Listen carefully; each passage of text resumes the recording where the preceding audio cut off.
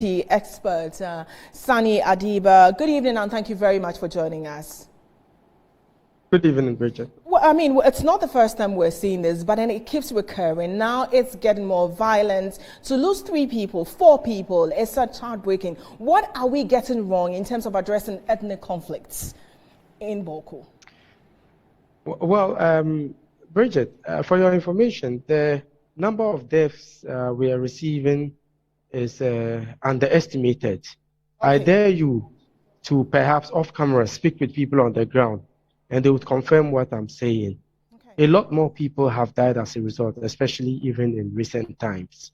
The biggest challenge, and it cuts across the political divide, has got to do with the militarized nature of addressing the issue. Over the years, we impose curfews, we deploy military and police personnel to the area, and we feel that we have solved it. But it's usually not sustainable. It is not long-standing. So it might die down a little, but with a slight trigger, then you have them coming out to shoot at each other again. So I think that going forward, what we have to do is to deal with the fundamentals rather than the superficial way we have dealt with it over the period. I heard Honorable Peter talking about the Peace Council and the rest. You see, if you don't deal with the fundamental issues, no amount of give peace a chance would work in this, scenario. There are fundamental challenges with the proliferation of small arms and light weapons in the area. Okay. Saani Adib is looking at the root cause or the fundamentals, as he put it, in resolving such conflict. And he just mentioned proliferation of arms in that particular region and also saying that militarizing the place adds to the conflict. But we'll try and connect him back on Zoom. I understand he's back on Zoom. Saani, if you could make the point about having proliferation of arms in the Bawku area.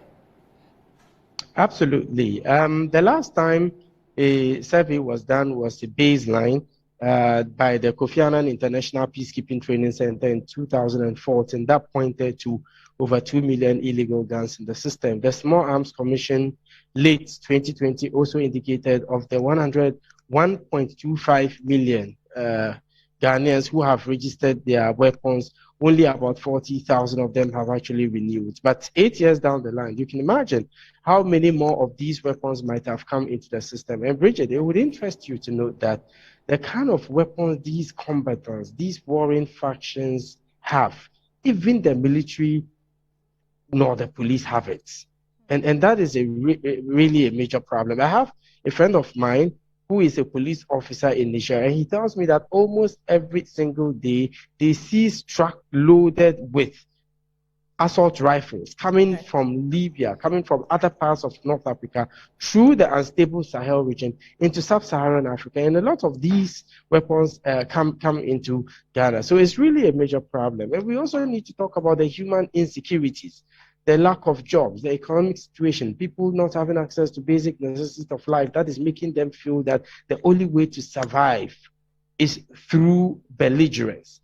As we sit every single day, the gap between the Mampresis and the Kusasis keep widening. I understand the Kusasis have decided to have their market different from that of the Mampresis. So, I mean, nothing has worked over the period. Okay. All right. Saani, thank you very much. We'll leave it here. We'll definitely get back to you and see if authorities would address the issues you talk about, issues of unemployment, proliferation of arms, and dealing with the root causes, are part of the root causes of the problems in Bawku. Now, the Deputy Minister